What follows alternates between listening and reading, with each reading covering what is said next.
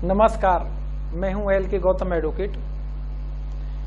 आपको एफआईआर के अनिवार्य दर्ज किए जाने के संबंध में जानकारी देना चाहता हूं। कई बार हमारे जीवन में कई व्यक्तियों द्वारा ऐसी घटनाएं की जाती हैं जिसके संबंध में हमें मजबूरन संबंधित थाना में कार्रवाई कराने के लिए जाना पड़ता है।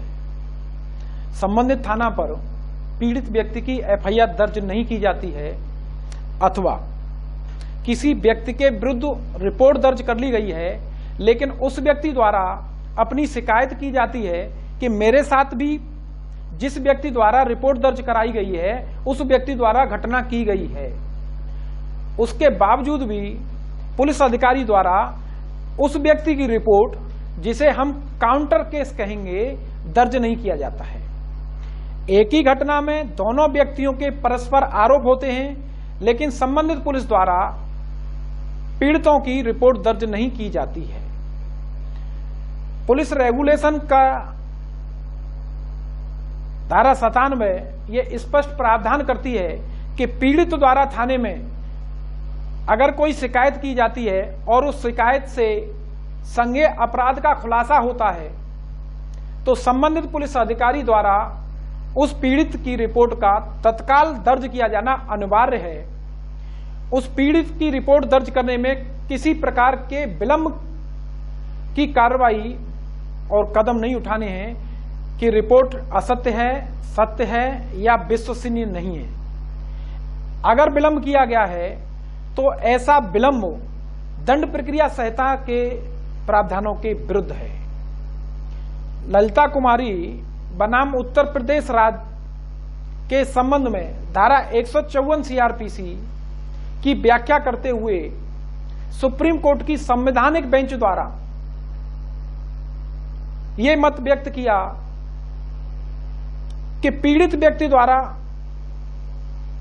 पुलिस अधिकारी को कोई तहरीर दी जा रही है और उस तहरीर की भाषा संज्ञेय अपराध का उल्लेख करती है तो संबंधित अधिकारी द्वारा तत्काल दर्ज किया जाना है।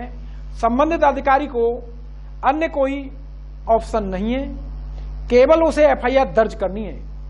बाकी बातें उस तहरीर के संबंध में, तहरीर की विवेचना के संबंध में तहरीर दर्ज करने के बाद की है।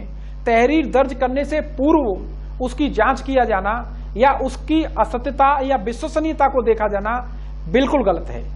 लेकिन संबंधित थानों पर इस तरह की प्रैक्टिस पुलिस द्वारा की जाती है कि मुकदमा दर्ज करने से पूर्व उस मुकदमा की विवेचना करते हैं, वो बिल्कुल गलत है, कानूनी प्रावधानों के विपरीत है।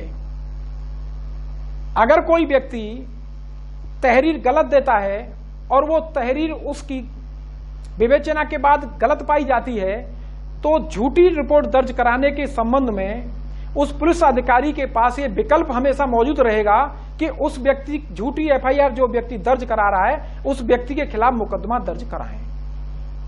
उपकार सिंह बनाम वेद प्रकाश के मामले में सुप्रीम कोर्ट द्वारा अपना मत व्यक्त किया गया कि एक व्यक्ति की एफआईआर दर्ज की गई है और उस मामले में वादी द्वारा उसी अभियुक्त के विरुद्ध अन्य कोई सूचना दी जाती है तो वो इंप्रूवमेंट है। उस इंप्रूवमेंट की सेकंड एफआईआर नहीं की जा सकती है। जैसे वादी का मुकदमा जानलेवा हमले के संबंध में है और जानलेवा हमले की विवेचना की जा रही है। कुछ समय पश्चात देखा गया कि उस व्यक्ति की मृत्यु हो जाती है, तब मृत्यु के संबंध में हत्या का मुकदमा दर्ज करने की आवश्यकता नहीं है, बल्कि जो मुकदमा की विवेचना पूर्व में चल रही थी उसी विवेचना में इंप्रूवमेंट करते हुए धारा 302 में उस मुकदमे को तरमीम कर दिया जाएगा। स्पष्ट उल्लेख किया गया है कि काउंटर केस अगर किसी व्यक्ति का है तो काउंटर केस दर्ज किया जाना परमिसेबल है। अगर उसी मुकदमा के संबंध में सेकंड रिपोर्ट का दर्ज किया जाना परमिसेबल नहीं है, वो अवैध है।